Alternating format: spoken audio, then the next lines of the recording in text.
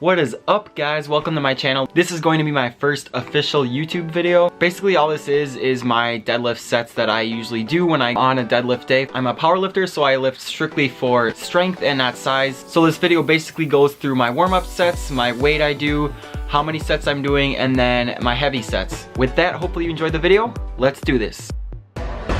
So I'm going to be doing a voiceover to explain what I'm doing exactly, what I'm focusing on with my lifts, and also to commentate so the footage isn't too dry.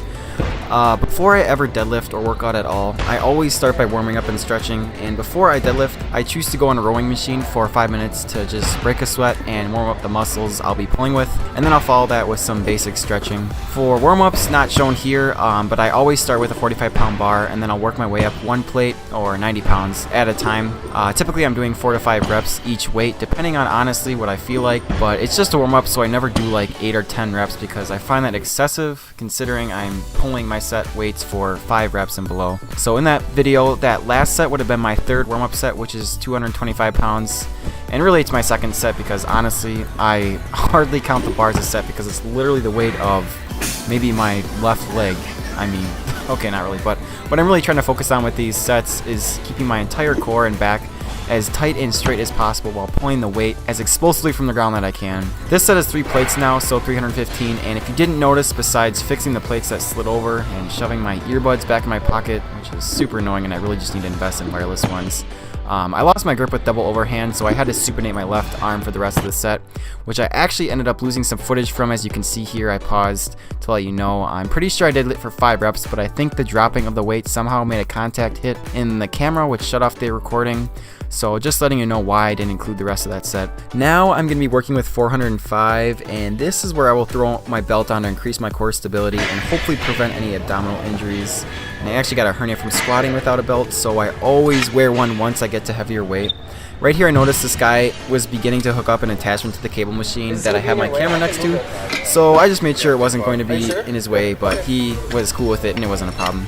As you can see, I'm also using straps as well because I cannot hold the bar tight enough with a double overhand grip since my hands are usually sweaty. I do not like to supinate or reverse my left arm, and the knurling on these bars is not very good. I would like to deadlift with a hook grip, which is basically wrapping your thumbs underneath the bar and holding them with your 4 fingers, which causes reverse tension that locks your grip thanks to gravity, but I have not practiced it enough to be able to tolerate the pressure at this weight and above. So again, with the last set at 405, I'm trying to move it as fast as physically possible. And my camera ended up dying after the last set, so I used footage from the next deadlift session that I had, which is a few days ago. This set is 495, which is now 5 plates. And this is where my body really starts taking a toll, and you will see right here, my back is starting to bend strictly from the amount of pressure being pulled down at my shoulders, obviously. This is also where my sticking point starts to become exposed. As you can see, mine is right around 3/4 of the way up, and the last quarter of the movement takes just about as long to lock out as the first 3/4. If you don't know what I'm referring to by sticking point, it's typically described as a point in any lift that literally will tend to stick, which is usually the point at which your body's muscle is weakest or has the hardest time overcoming.